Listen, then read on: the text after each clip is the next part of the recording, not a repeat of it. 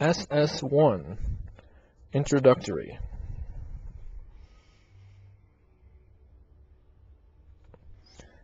In whatsoever mode, or by whatsoever means, our knowledge may relate to objects, it is at least quite clear that the only matter in which it immediately relates to them is by means of an intuition.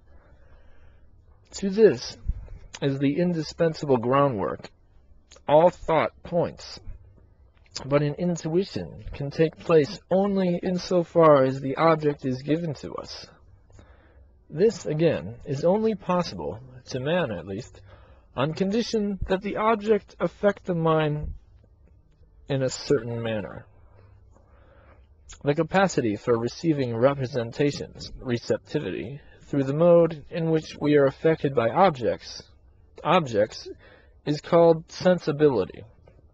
By means of sensibility, therefore, objects are given to us, and it alone furnishes us with intuitions. By the understanding they are thought, and from it arise conceptions.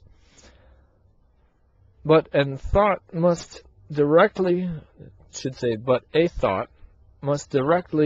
or indirectly, by means of certain signs, relate ultimately to intuitions, consequently, with us, to sensibility, because in no other way can an object be given to us.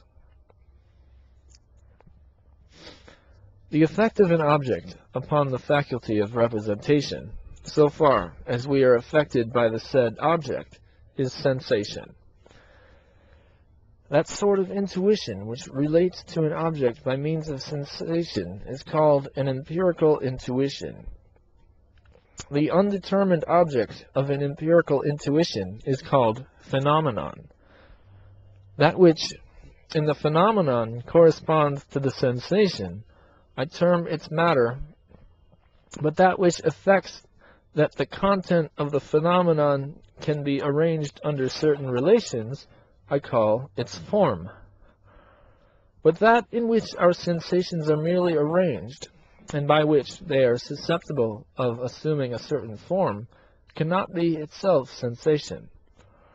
It is, then, the matter of all phenomena that is given to us a posteriori. The form must lie ready a priori for them in the mind, and consequently can be regarded separately from all sensation. I call all representations pure, in the transcendental meaning of the word, wherein nothing is met with that belongs to sensation. And accordingly, we find existing in the mind a priori, the pure form of sensuous intuitions in general, in which all the manifold content of the phenomenal world is arranged and viewed under certain relations.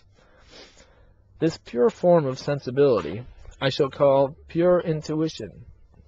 Thus, if I take away from our representation of a body all that the understanding thinks as belonging to it, as substance, force, divisibility, etc., and also whatever belongs to sensation, as impenetrability, hardness, color, etc., yet there is still something left us from this empirical intuition, namely, extension and shape.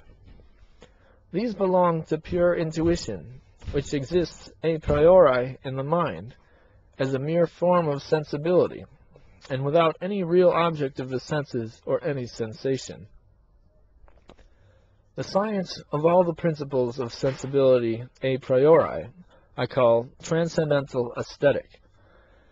There must, then, be such a science forming the first part of the transcendental doctrine of elements, in contradistinction to that part which contains the principles of pure thought, and which is called transcendental logic.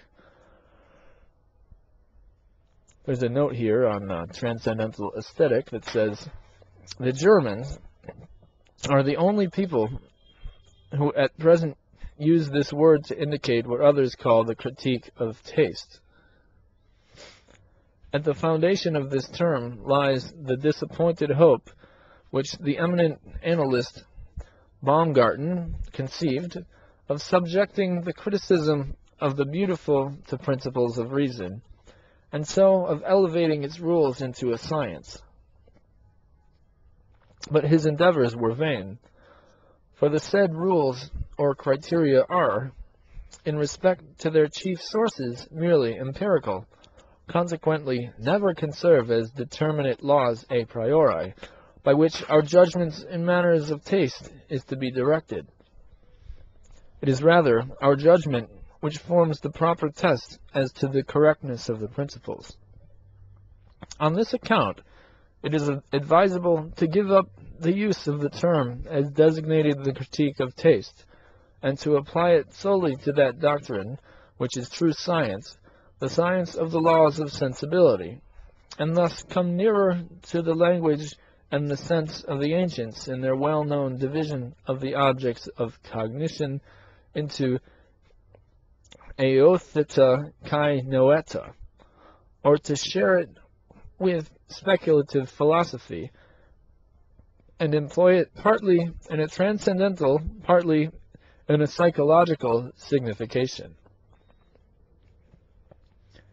In the science of transcendental aesthetic, accordingly, we shall first isolate sensibility, or the sensuous faculty, by separating from it all that is annexed to its perceptions by the conceptions of understanding, so that nothing be left but empirical intuition. In the next place, we shall take away from this intuition all that belongs to sensation, so that nothing may remain but pure intuition, and the mere form of phenomena, which is all that the sensibility can afford a priori. From this investigation, it will be found that there are two pure forms of sensuous intuition as principles of knowledge a priori, namely space and time. To the consideration of these we shall now proceed.